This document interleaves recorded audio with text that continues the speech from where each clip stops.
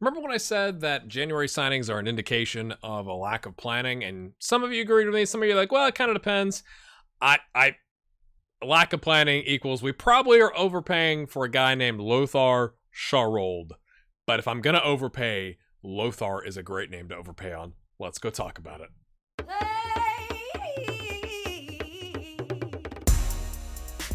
All right, my friends, like I said, I did not plan in advance this early to replace Arturo Alonso, or Alonso Arturo, whatever his name is, which is my bad. Like, I didn't recognize that his value was going up. Part of that is because my life is kind of busy right now, and I'm like, okay, let's get into the season, and like I totally whiffed on that in my brain. So I'm paying the price for that now because, yes, we got a huge profit on the sale of him, but it leaves a pretty big gap in our team where I thought, do we need to change how we play? Do we need to go like 4-4-2 diamond? Which is just something like, don't do that in the middle of the season. You have an amazing season. Let's chill out for a second. But I do like this guy because I'm not the type of manager, and we're not the type of club, honestly, to go spend. At least it wouldn't be wise. Like with the sale of Arturo, it goes up to like 70 million in transfer budget. But like that just doesn't seem wise to go spend 70 million, right? It's when we only have whatever it was at the time, like 25 million in the bank. That just doesn't seem like a wise choice. So it's like, okay, so how can we keep up what we're doing? So we're admittedly overpaying, and the deal isn't that good, really, because it's not percentage of profit of the next sale, it's percentage of next sale 30%. So we're gonna have to sell him for at least 12 million what is it? A third of we'd have to sell him for like 60 million to break even. So probably not a good idea, but it's because I didn't plan. So I'm gonna have to eat that for a little bit. But what's good is I do like him as a prospect, right? Like I agree with our scouts. He's got high potential. I think he's a good buy. It's just if he ever leaves, it's probably not going to be great for us, right? Like the finances are not going to go our way. But this is how it lines up. We're going to pay him 31.5. He's making 17. So we're almost doubling his wages. We'll give him $1 million euro signing bonus, some goal bonuses, unused substitute fee, blah, blah, blah, blah, blah. They're going to get 10K for 10 games, or 100K. You know, he's definitely going to get that. We're giving him 19 million up front, 19 million. After 50 games, 500K. It's like, well, by that point, you know, it's like 10K per game for another 50 games total. If he makes 10 international appearances, they get 500K. The percentage of next sales is the thing that really hurts. If we win the Europa League, 2.5 million. I'll gladly pay that if we win the Europa League. If we win Serie A, we'll give him a 500 grand. You know, so I kind of go, it's a lot. It's a lot. He's going to have to pan out. But of the available options, I like him. I like him the best because he's young, he's moldable, and he's not going to immediately expect playing time because we've signed him to a squad player contract. So I've already accepted this. I've just taken you back in time to take a look at it.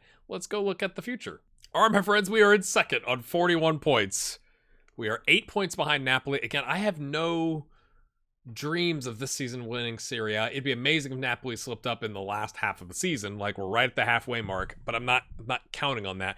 But the fact that we are 6 points clear of the Europa League spots halfway through is hopeful.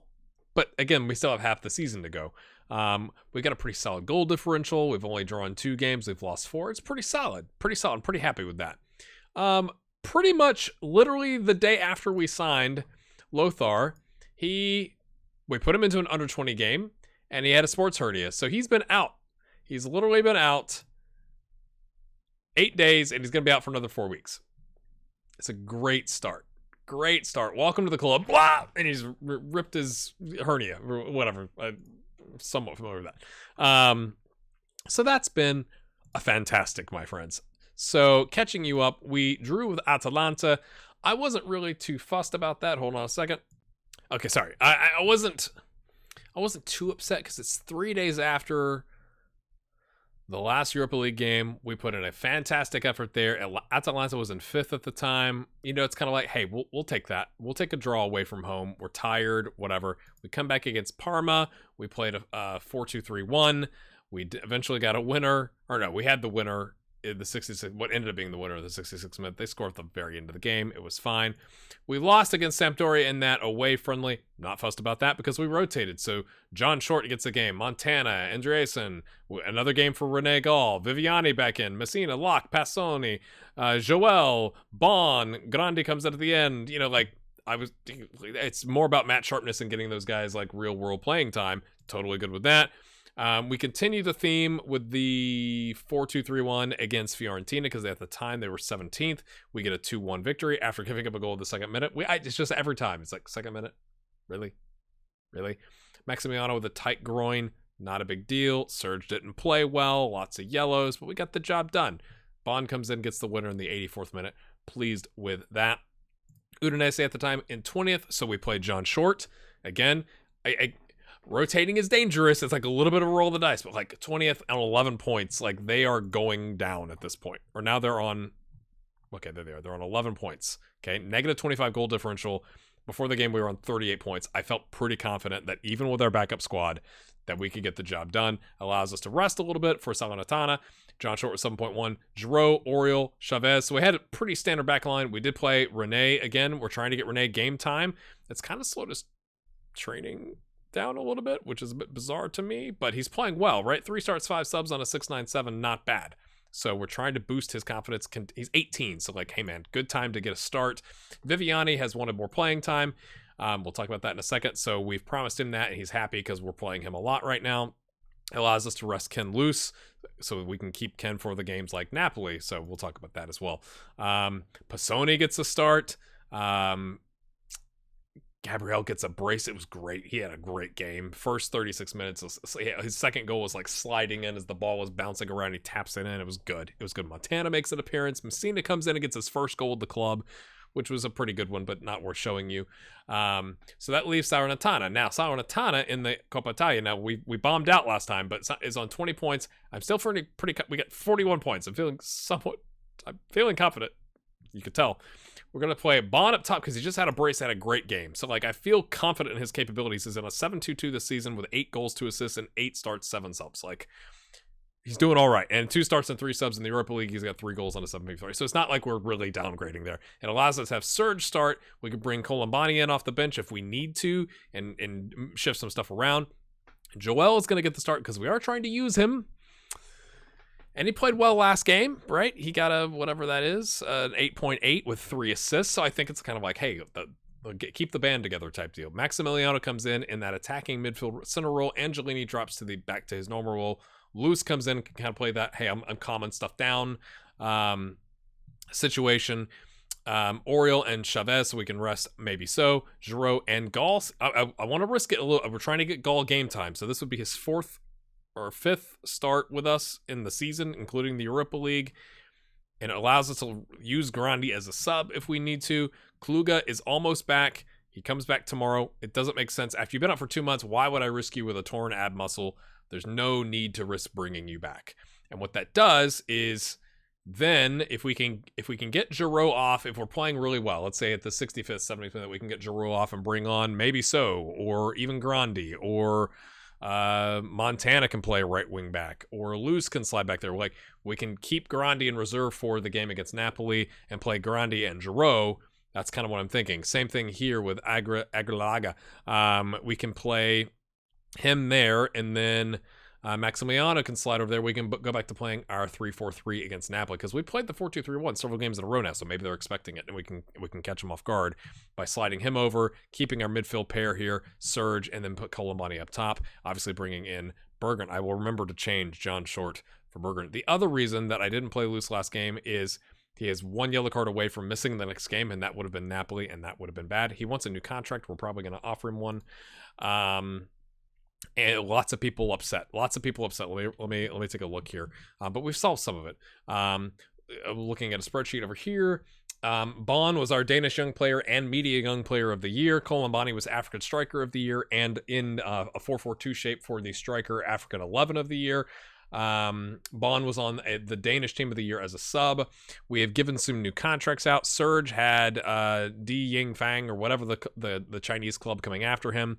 He's like, oh, you said no, I'm mad. They didn't offer nearly enough money, but I was like, hey, because like it specifically said they were going to offer me a big pay rise, and I'm like, well, so what do you want? He's like 125. I'm like, dude, you're making like 110, sure. Boom, done. So we've locked him in until 2035. No buyout clause now if somebody else comes sniffing around. We paid him like 3.5, 4 million to stick around too, so it's a little bit of a transfer. But like, I like Serge, and he's done all right this season. He's done better in the Europa League, but I mean 9.2 in the Africa Cup of Nations. He used it all in the summer, I guess. But he's doing all right, so he's good. We've locked him down. Same thing with Oriol. Barcelona came stuff around. They offered 18 million. We just didn't have somebody ready. I was like, I would have probably taken it, to be honest with you. But he's like, hey, it'll take 125, and then he didn't want 120. He like wanted 125 with a bunch of add-ons that are like 130, and he was like, sure. So we've given him as well another loyalty bonus to stick around. If he gets 5 international caps, which right now he has none, it goes up to 150k. But I'm happy with that because those are two of our best players. Totally fine with that. We did have, where did he go? We had a club, SIPG, SIPG, I think. No. Was that them? Maybe it was them. I don't think so. I thought it was somewhere else, but they came in with an offer of like 11 million. And I tell you what, folks, I was torn. I wanted to take it. It was like, that's more than his value. He's on 88k a week. We're not really using him. He's complaining about playing time. I promised him we'll play him more. Nice, please, because he's getting games, yada, yada, yada. But honestly, when I looked at the options, one, I don't like to just swap out lots of players in transfer windows. That's not how I like to play Football Manager. It's not how I would manage. I like keeping a core squad. But he is 30. And I thought, ooh, this would be a really good time to cash in. But there really wasn't anybody available. Like, it would be more like they gave us 11 million. We have to go spend 30 to replace him just to pay the same wages. And it wasn't like, and then like they're 27. So like, I didn't feel like it was a real net benefit. And he's probably just going to run down his contract like Jallo did. He's got 2.5 years left. It's probably we're going to end up overpaying for his skills. But I do like that he can cover the center back, and he's a pretty darn good midfielder. So if something changes in the summer and we can find somebody, or, you know, like, I'll be honest, Locke hasn't really impressed. Now, we don't give Locke a ton of experience to impress, but, you know, he's not nearly as good. We got Passoni, but he's more an attacking midfielder, and he's not ready to take that spot, like anywhere close to getting ready to take that spot. So that's kind of where we're at. I did agree to loan out Montana, because here was my thinking with that is, he only got 3 subs in the first half of the season. The idea is like, I like having a little bit more depth during the group stage because there's a bunch more games. Well, we're through that now. And yes, we do have knockout rounds and theoretically a cup run to make, but he does need game time. He's 19. We've boosted his determination up. His physicals are doing all right. Let's go give him a half season of actual games. And so I'm quite pleased because it says, in his report that he's currently operating at a Serie B level. This is the other thing. It's like, okay, so he's 7th in line. And we have Vincentini that we're not going to loan out, so he could take that spot. Viviani can play there. Ken Lewis can play there in a bind. Andreasen hasn't played nearly as much. Blah, blah, blah. So we've loaned him, or we've agreed to loan him to Cittadella, who are currently last in Serie B. However, they're only 2 points off, so maybe they're looking to strengthen defensively. It's an important player contract. They're looking to strengthen defensively, and maybe he could be part of keeping them up. Maybe? Like, they've agreed to an important player contract, and right after that, Caratagna, who is also loaning Marius and Guarini from us, we've got a solid relationship, came in, and they're currently first in Serie C. He says he's more interested in the first one, and he's deep in contract talks. That's his preferred spot. It's obviously higher level competition, Serie B. I kind of look at it as either way they're paying his wages. Catania was going to pay $1,000 a month, which is really nothing, but they're going to pay $1,000 a month, and then he could be theoretically in a promotion squad. It doesn't really matter either way he's going, and he's going to go get some good experience. I do like that he's 6'6". I think now is a good time to say, hey, you only got 3 subs all of last season. You got 3 subs in the first half of this season. Let's boot you out. Let's kick you to the real world. Let's go get you, whatever that is, 18 games or so in Serie B. See how you do before coming back. We still have a year left on the contract once he comes back. So we've got some time to figure out what to do with him. And we have Vincentini, who I'm not saying is great, but he's not terrible, and he's improving, and we're keeping him with the senior team so he can kind of take that spot. Whew. I need some water. All right, so had my water. Off we go. Angelini's still upset because people would like to sign him. And I was like, they can pay 105 million. He's like, that's not a fair valuation. And I was like, they could pay 105 million. He's like, that's not a fair. I'm like, he could pay 105 million. And then, of course, this is what I thought was hilarious. It makes sense. The likes of Vincentini, Messina, Pisoni, Locke, and maybe John Shortt were upset. Everybody else was like, dude, I get it. And these guys were like, we're afraid you would prevent us from moving to a club. And it's like, because they're up and coming prospects. And I was like, listen, we'd be significantly less strong without them. And they're like, oh yeah, good point. And I'm like, knuckleheads. So this is not the ideal situation when you look at the Stars. But again, a little bit of roll of the dice, but we are going up against 12th. They are 21 points behind us. And if we played another team here a week later that wasn't as strong, I know it's a week, so you could argue, well, you can play your starters. But, like, I do want to give opportunity to some of these players. And I think with Napoli there, let's rest some of the starters and see how we get on. Perugia beat Inter. What? Oh, dear. Napoli. Okay, so we're just looking at the teams that get knocked out. That might have changed what I did, but it's just Inter. So Napoli's still in it. Roma's still in it. I think we were in excellent form. Bonds had a great run recently. Let's keep it up. I'm really gutted about the hernia because I thought he would have made an appearance here. Like, get him in under 29, like 90 minutes, get him 10 minutes into a senior game, and drop him into here and nothing doing. Pick up where you left off. Hey Bond, how about you, bro? Like, pick up where you left off. You're on a good run, son. That's why I'm starting you.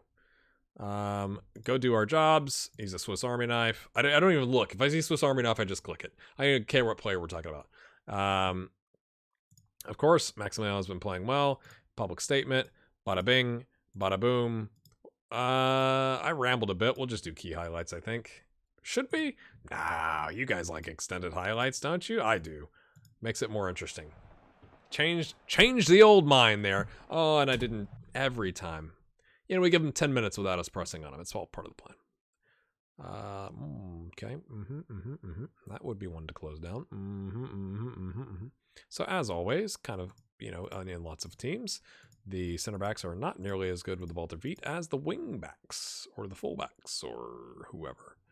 And we're going to do the same. We're going to go one level here. So, like, goalkeeper or somebody's got to just hoof it long if they want to get it clear, because we're going to force them to get it to somebody poor. I'm going to do all this, and they're going to score here. It's going to be hilarious. The changes haven't gone into effect, boys. But that's kind of my thinking. All right, Maximiliano collects. Serge. Oh, what a ball from Serge. Can Bond finish the deal? He waits a little late. Moretti gets the deflected clearance or block or whatever you want to call it. Not a lot of possession. 'Tis a bit concerning. We are playing at home here. Oh, I thought that was somebody marking him. Angelini is left wide open. Why would you leave a world-class midfielder? If you're a Salernitana fan, you're like, that guy played in the World Cup final. He good. What are you doing? And I've determined I'm not even going to offer Angelini a contract. He may just write it down. Because what I think will happen, as long as there's an Arsenal, Chelsea, Tottenham, whoever interested in him, he'll accept a new contract for like a bajillion euros a week. But I just know that the agent will put a buyout clause. It's like 6 million or like, something stupid where it makes it more likely that he leaves anyway. So it's like you're overpaying from a wage, not overpaying necessarily, but you're paying more from a wage standpoint, and you've lowered the risk. You've lowered the cost of someone signing him out from underneath you versus like just leave it, and if they want to pay 105 million, they pay 105 million, and like if they don't, they don't. That's how I look at it. I don't know. What would you do with Angelini? Because I do feel like he's a little underpaid now. Like, we're paying 125 and 30 grand to Serge and Oriol. He deserves it, but if his current value is like 71, 73 million, and somebody comes along, let's say the agent, like, realistically said, it needs to be 90 million. Well, it was 105. We've just taken a $15 million cut on, or 15 million euro cut on the buyout clause, and we're probably paying him a lot more in wages. So he's going to leave anyway. So I just kind of go like, that doesn't make sense. If they want to buy you, they'll buy you. Can we imagine if we had a 105 million euro release clause activated for the likes of Reggio Audace? How about them apples? Toma. That was a good slide tackle to block that goal. Away! Serge flicks it on. Amato. Tori Yamagato, Mr. Yeah. Okay, we'll take that. We'll take that, boys. I forgot we're on extended highlights. Wait, what's going on? Let's do a little bit of the demanding of the more. Yes, focus. Angelini leading. Oh, Oriole picks up a yellow. Isn't it weird to think that, like, Barcelona wants to buy players from us? And, like, some of the offers we've got, like, I think the thing that set Angelini off, I can't remember if I gave the value, was Chelsea offered, it was like a total. It wasn't all at once. It was like a total of 55 million. I'm like, well, one, he's worth like 70 or 73, and two, he has a buyout clause, so pay it. And they're trying to, like, unsettle him with all their team leaders and whatever yapping in his ears and calling him and WhatsApping him and texting him and Instagramming him. I know what they're doing, but that was dangerous. They're causing some problems here at the back, people. Gall has picked up a yellow, as he does from time to time. Not really, but it felt like a good thing to say. Joel's on a 6.5. I'm totally okay with us playing like 15 minutes of 4-2-3-1 and dropping it to the 3-4-3. Don't get complacent. Why are you stressed out, bro? I'm happy with you. I can't say the yellow card thing, which means, we all know what that means. He's going to get sent off, clearly. It's like, he can be frustrated and have a poor game, or he can get sent off. I probably should have taken the frustrated poor game by telling him not to get sent off. But then you still run the risk that he does it anyway, so, I don't know. Giroud plays it into space, but it's a little too far. But, hey, we'll take the deep clearance. Okay, can we get a throw? Here it is. Who is it? We'll never know. Unless you have all the team numbers memorized like I don't. Ken Loose. What's that? Ken Chavez. Gall. Well, okay, we could drop a Loose back and not... Well, no. The Maximiliano would have to play in the midfield role, and that's not really his bag. But Joel's on a 6.4. We've given him an opportunity, and he's not taking it, so he may leave in the summer if we can find some sort of another option. It's not really his fault. We just haven't played him, and now that we're playing him, he's not doing all that great, so... I say that right after the game he had 3 assists, but, this is a big game. We got knocked out last time. Oh, boy. Oh, boy. Oh, boy. John Short's there. He's not short. He's tall.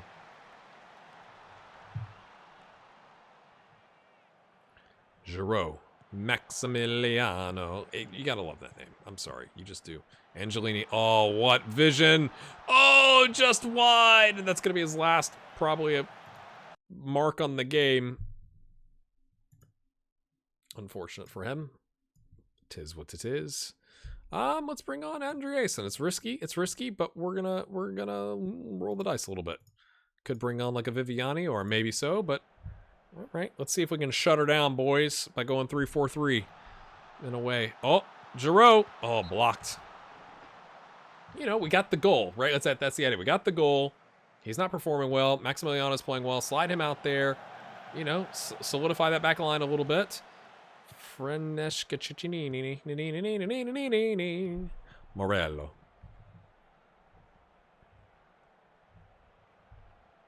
Oriole. Bond. Coop. Okay, lots of space for the center back. Drives forward. What's he going to do? Oh, he tries to pick out Serge. Oh, it falls to Bond. Oh, he got his foot around it like that, my friends. 12th goal of the season. That was yummy. That was yummy. Let's watch his leg movement there. Doink. Oh, that was good. I'm pretty happy with that one, to be honest with you. Nice, lads. It's only 2 goals. Most dangerous league in football is 2 goals. 2-0.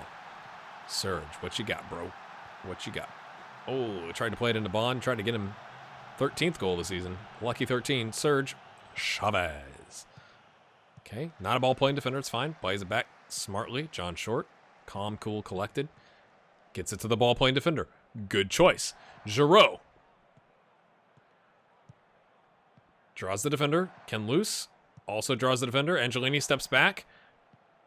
Finds Serge. Heads it to Gall, who's overlapping a little bit. Bond! Oh, Moretti with the stop. Ease off your tackles, mate.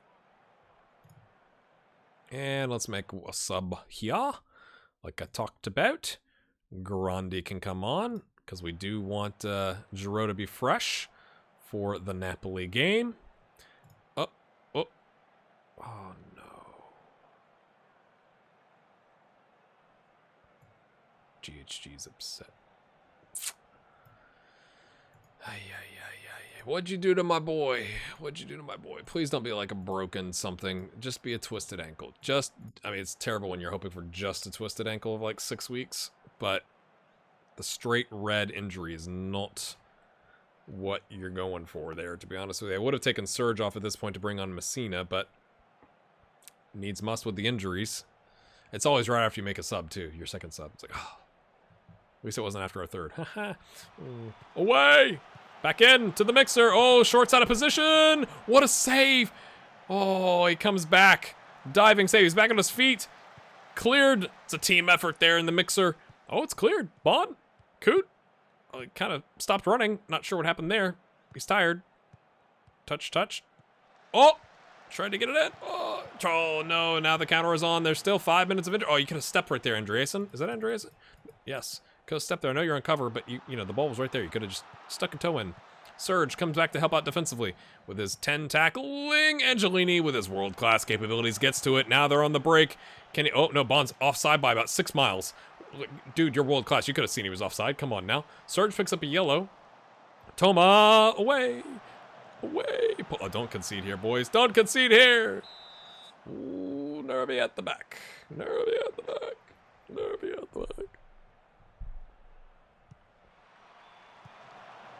Surge. Surging forward. Oh, look at him outpacing those guys. Goes wide. Earns the corner. Corner taken quickly. Origi! That was for Pico. Maximiliano takes his time. Picks out a target. Got to head to it. Can't complain. On target. On frame. Another highlight. Goodness me. Nervy here at the end. Andreasen. Ooh, okay. Chavez. John Short. Oh, there you go. Just make them run, boys. Or Olaying. I love it. And then just hoofball. Cool. Bond. Lots of runners. Rene Gall wants some of the action. Rene Gall. Run. Surge. Picks up the pieces. Gets it back to Rene. Chips it over. Oh, Grandi. Can he ping one in from crazy angles? No, he cannot. Angelo Morello at the end of the game picks up a yellow, 10th of the season. Needs to be referred to the disciplinary committee. That's a lot. Surge! Ooh, away. Massaro. Okay, it's 3v1, and he just drives past them like they're falling asleep at the wheel, and John Short's there to rescue them. Goodness me, that was pretty poor defending. You get 3 versus 1. We got this. Oh, no. I'm glad we did extended highlights. Angelini hoofs it. There you go. That's all we wanted. Get rid. Can Bond get to it? He can't. Would have been 1-1. Oh, heavy touch. Oh, referee rescues that defender from any embarrassment. Very, very happy. Very, very happy. Very, very happy.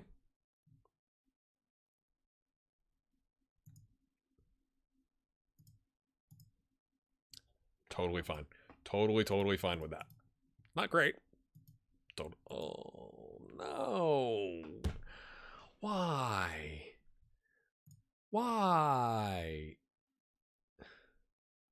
They're on 40 points in fourth. They're right behind us. They wrecked our faces off. It would be nice if we could make a run. You know, okay, all these other teams. Well, Napoli not so great, but I would have taken Juventus, Torino, Sassuolo, Perugia, Roma. Why?